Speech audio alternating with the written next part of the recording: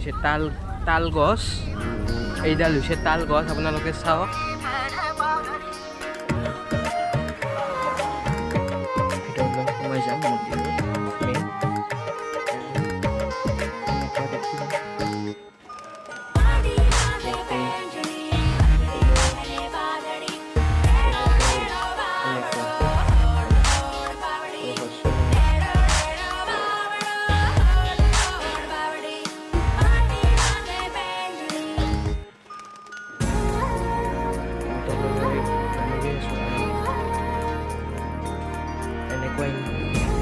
Interior এইটো হৈছে ইয়াতে মই শুনামতে ব্ৰহ্মপুত্ৰত এইখিনি জাগা আছে।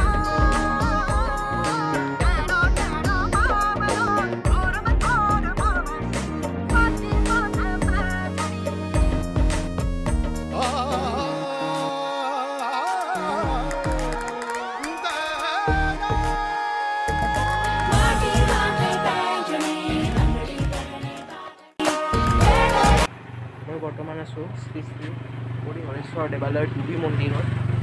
এতিয়া আমি ভিতৰলৈ সোমাই যাম, তো আপোনালোকে মোৰ লগত দৰ্শনটো কৰি লওক। এইখনে হৈছে শ্ৰী শ্ৰী হৰেশ্বৰ দেৱালয়, আৰু এইখন বৰ্তমান এতিয়া এইখন গেটখন বন্ধ আছে।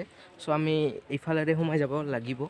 এণ্ড আপোনালোকে চাওক ইয়াৰে পৰিৱেশটো কি এটা সুন্দৰ পৰিৱেশ, আপোনালোকে চাওক এইখিনি। আৰু ইয়াতে এই দোকানখনতে মানে এই পাই যাব বস্তু, মানে যেতিয়া পূজা চূজা হয় এই দোকানখনত আপোনালোকে, ইয়াতে এতিয়াও আছে যদি চাই আপোনালোকে এইখন দোকানত আপোনালোকে এই ছাতি আৰু কি পায় চব মানে এইখন দোকানৰ পৰা ইয়াতে আপোনালোকে লৈ যাব পাৰিব। এণ্ড ঠগি যি হয় এইখন দোকান আছে, আৰু সেইফালেও আছে, কিন্তু এইখনৰ পৰাই বেছিকেলি লৈ যায় মানুহে। চ' এইখনৰ পৰা নি কিনে ভিতৰত আপোনালোকে সেৱা কৰিব পাৰিব। জেগাটোৰ কথা এইটোতে আহিম বুলি কৈছিলোঁ, তো আহি গ'লোঁ আজি। এণ্ড আপোনালোকে ইয়াৰে পৰিৱেশ চাওক, সুন্দৰ পৰিৱেশ হয় এইটো। আৰু আমি আৰু বহুত বস্তু দেখুৱাবলৈ আছে, তো আমি দেখুৱাই আছোঁ, চাই থাকক ভিডিঅ'টো। আৰু এই গছডাল চাওক আপোনালোকে, এই গছডাল, আৰু ইয়াতে গামোচা বন্ধা হয়, দেখুৱাই আছোঁ। এই দেখিছে আপোনালোকে কেতেকী ফুল। এতিয়া বাৰু ৰাস্তা বনাই দিছে এইফালেৰে, কিন্তু আগতে ৰাস্তা নাছিল, ৰাস্তা আছিল মানে সেইফালে ৰাস্তা আছিল। আৰু ইয়াতে কি অজগৰ সাপ, ইয়াতে বহুত ডাঙৰ অজগৰ সাপ আছিল, ডাঙৰ ইয়াতে অজগৰ সাপ আছিল। এতিয়াও চাগে আছে, কিন্তু এতিয়া জংঘলৰ ভিতৰত থাকিব পাৰে। এতিয়া জংঘলৰ ভিতৰত দাদাই ক'লে জংঘলৰ ভিতৰত থাকিব পাৰে, কিন্তু এতিয়া এইখিনি চাফা হৈ গ'ল ন, বহুত চাফা হৈ গৈছে। আগতে পুৰা জংঘল আছিল, এতিয়া মই আপোনালোকক দেখুৱাই আছোঁ।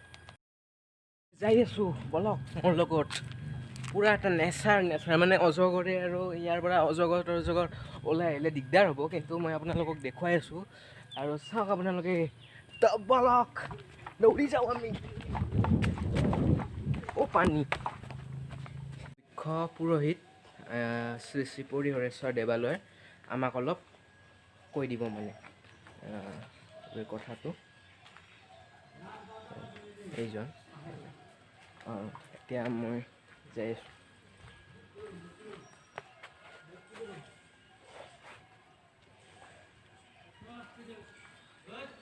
তো নমস্কাৰ।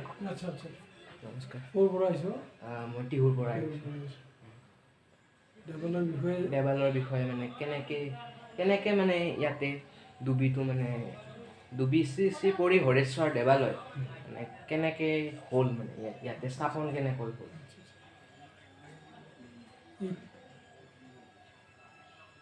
এটি ৬ষ্ঠ শতিকাৰ হয়, কুমাৰ ভাস্কৰ বৰ্মাৰ দিনৰ আগৰ ৰজা ভূতি বৰ্মন আছে।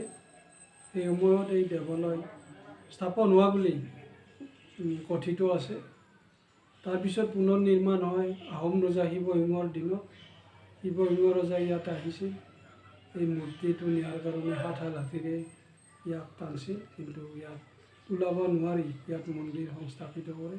তেওঁৰ বৰকুৰি ফুলেশ্বৰী ইয়াত অষ্টভুজা দুৰ্গা মূৰ্তি এটা দান কৰে আৰু সেই বলি বিধানেৰে তেওঁ পূজা ইয়াত প্ৰচলন কৰে।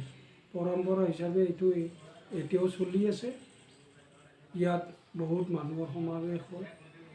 শ্ৰী পৰি হৰেশ্বৰ দেৱালয়ৰ মানে কেনেকৈ কি ক'ত মানে স্থাপন হ'ল কেনেকুৱাকৈ আপোনালোকে এইখন স্ক্ৰীনশ্বট মাৰি চাব পাৰে।